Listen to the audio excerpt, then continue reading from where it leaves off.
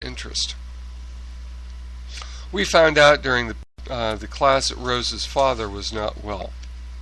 His leg had been removed 2 years before because of cancer. And his wife had moved to Illinois from Florida so his wife could be closer to her family. The cancer had returned, and Rose wanted to go see her father. Rose asked if she and her friend could go and visit her father between the advanced class and the beginning of core week. I also asked to accompany her, but my request was denied. I was told I would have to wait until another time because my services were needed at headquarters. My assignment sheet said I needed to be at headquarters on the 1st of August. There was no way possible I was going to make it because we had to put the campus back together. I notified my supervisor and he said I could leave on the 31st and be there for August 1st. I said goodbye to Rose and she left for her dad's place. As she was not required to be at headquarters until core week, which began the second week of August. The evening of the 31st, I loaded up my things that had not been shipped in a friend's car, and Jack and I were off to New Knoxville and to the future of what lay ahead. And that's the end of chapter 9, ladies and gentlemen. I can't describe, I'm going to at least describe the arrogance, maybe in one sense, of feeling that you're more involved, you're more savvy, you have more information, more of that hidden information than anybody else in the way. But like I said, there's also that huge responsibility of carrying that information and directing the people, the other believers that are on the twig level or on even the twig leaders who had not necessarily had all these other classes but were committed to shepherding God's people, for lack of a better word. The thing that really interests me, and it continued to interest me after I got out of the group, was the focus on music. The Way International was really big on music and big on how this music was used to slip things underneath. I think, and I'm not sure, I would have to Google it, but I think it was Wagner said that you give me the music of the people and I will give you the people. Now I may be wrong, I'll have to Google it to find out, but that statement is there.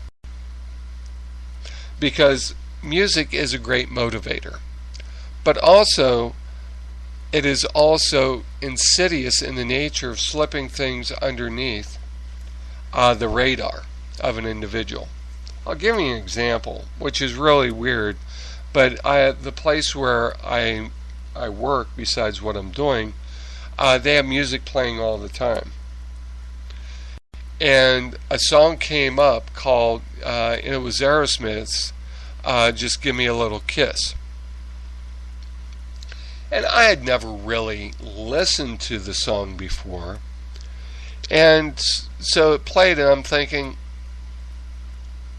I'm hearing things that maybe I've never heard before. So I went and I Googled the lyrics. I could not believe what the lyrics were and what they were talking about. Now, maybe other people are more conscious than I am when it comes to music and know the lyrics. I mean, there's some lyrics of songs that you'll never forget, and you can close your eyes and sing them. You hear the melody and you take off and can sing the whole song. But but the thing is, do you actually think of do you actually process that information that goes on in your head?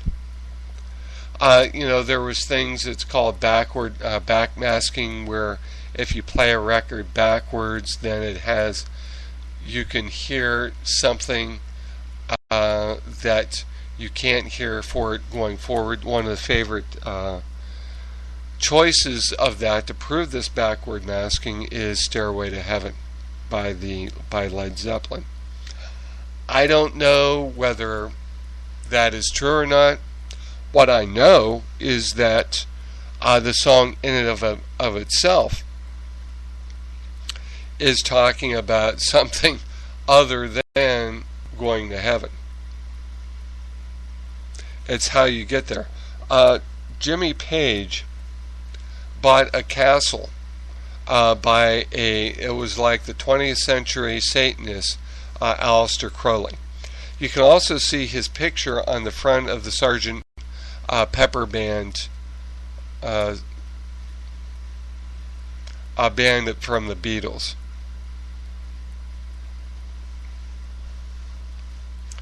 And with that, one of the pictures you will see down at the bottom was a guy with a bald head. Well, this is Aleister Crowley. And if you go and you read some of his stuff, it's being used today. Now, the funny thing about Satanism, and since we were talking about the deeper mysteries of God, I'm going to get into this, is that Satanism, as thought of in the 1980s and the 1990s of altars and blood sacrifices, though that may have happened, it certainly wasn't to the degree that I think a lot of people were thinking in the scare of that. But what I do know is that it was, any publicity is good publicity, even when it was bad. That was a saying of Sun Myung Moon of the Unification Church. So it's one side to get into the macabre and get into the esoteric stuff, that the goth stuff and the hidden rituals and all that attract a certain people. You could talk about the Mormon hidden ceremonies and the ceremonies of the Scottish Rite of the Masons, and you would find the same type of rituals. And the proclamations and the hidden handshakes and all that stuff you'll find in those type of organizations. But somebody that is truly a Satanist is an atheist. They believe that there's no afterlife. They believe that the world, the life that you make is what you make of it now. And it talks about a person being enlightened. Now, some believe that there's another side, but they believe that other side, like Crowley did, that you got through to the other side by sex and drugs and music. So that's why music is such a big thing, is because that music would be used to get you in the mood, to get you through into enlightenment. Some of the Satanists today, like I said, are atheists. They just believe that what there is now is all there is. They would like you to think that, all this aberration, these rituals and stuff, are what Satanist really is about, because they can fly under the radar. There's Satanists, there's Michael Aquino of the Temple of Set, and he was on a program, he was on an Oprah Winfrey show. Now, we're talking back in the 80s, when the New Age movement was real big. We're talking about theosophy, we're talking about seances, we're talking about something that came from that in theosophy. And I know that I'm throwing a lot of phrases and a lot of words around. You can look these up online. And the New Age movement was talking about enlightened masters. There's many enlightened masters. Buddha would have been one. The demigods and the gods of Hinduism would have been some of those. Also, Jesus was an enlightened master, but he was actually not as enlightened as some of the other Greek gods from way back when. The Roman gods were also considered could be considered enlightened masters. And so the idea of the New Age movement was to become enlightened. They had these enlightened beings come in and possess people and speak through these people whatever that they had to say. Of course, there was the seances where Aunt Mary's dog died, and the dog wanted to let Aunt Mary know that the dog was all right in doggy heaven with milk bones and grass, and could do whatever it wanted. So those were some of the things that were going on within the 80s that different groups like the Satanist groups or even the Way International would use those type of things in order to set themselves apart and make them look like they were more spiritual because they had all this hidden knowledge. A couple of other things, and I don't remember if it's in the book or not, was that we believed that the Jews, there was never 6 million people that died in the concentration camps. Now, I believe that now, but at the time, the Way International did not believe that there had been 6 million Jews killed, plus Jews killed, during World War II. The other thing is that they believed there was a book called the 13th Tribe, where the Jews of today weren't actually the Jews of the Old Testament, not the Jews that were come out of Isaac, come out of Jacob, Israel, those 12 tribes that came out of Jacob. They didn't believe that. They believed that all those Jews had basically died. There might be 1 or 2 in the world, but this 13th tribe that accepted and converted to Judaism were the ones today that were really the Jews, and they were false. And these Jews, of course, were part of the Illuminati, the Trilateral Commission, to take out the monetary exchange. There was also other books that we read.